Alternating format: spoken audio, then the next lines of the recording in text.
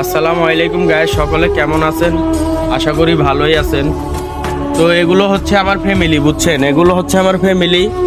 কেন বলছি এই কথা? প্রতিদিন রাত্রে যদিও ঘুম যায়, সকালবেলা উঠলে মনে করেন ওদের সাথে দেখা, কথা বুঝছেন? তো আজকে ওরা সকাল ভোর 5টা বাজে বের হয়েছে কাজের জন্য, কিন্তু এক মেইলালার টিপ 1000 ইট লাগবে, কথা বুঝছেন? তো ওই ইটের কারণে মনে করেন যে আজকে এখন কয়টা বাজে দেখেন, এখনো কাজ করতে পারে নাই। ওরা এখনো 2 টাকা ইনকাম হয় নাই। তো ওরা চলবে কি করে, কি করে খাবে?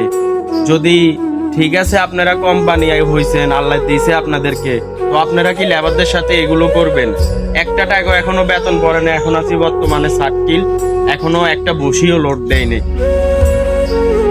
এই সবুজ ভাই, আজকে ইট লোড দিয়েছেন যে টাকা পাইবেন নাকি? না না, হ্যাঁ, টাকা তো পাবো না। আবার ইটে স্টিক দিছেন। কি ডিস্ট্রিক্ট স্টিক দেন না দেয়, এটা লই কত বেজাল কেন? আর কত গালি গালা।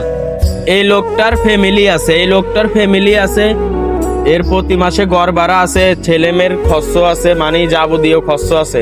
এই একদিন বসে থাকলে কি এর পেট চলবো নি? কি অবস্থা জসিম ভাই? ভালো। তো জসিম ভাই, আজকের জন্য এগুলোর জন্য মনে করেন কি করা উচিত আপনি বলেন? এগুলা খেসারত দিতে হবে, যে আমাদের মেইন কবিল সে দিতে হবে। এটা দিতে- কঠিন কঠিন ইয়া হইতে হবে, বিচার হইতে হবে। এই লোকটার ফ্যামিলি বাড়িতে হাতিয়ার থেকে আইসে এখানে থাকে, এখানে খায়, এখানে কাজ কাম করে, কিন্তু এই লোকটা মনে করেন যদি একদিন কাজ করে একদিন বসে থাকে, তো বাকি টাকাগুলো বেতন পায় 600 টাকা, 1200 টাকা খরচ হইলে ওই বাকি টাকাগুলো কই পাবে? ভাই, এটা নিয়ে কি করার উচিত কর? 70 মেয়ের রিমান্ডে দিতে হবে। 70 মেয়ারের রিমান্ডে দিতে হবে। কারণ সবাই কমেন্টে জানাবেন এটার বিচার কি হওয়া উচিত, ঠিক আছে? সবাই বেশি বেশি দোয়া করবেন আমাদের পরিবারের জন্য, ঠিক আছে? আল্লাহ হাফেজ।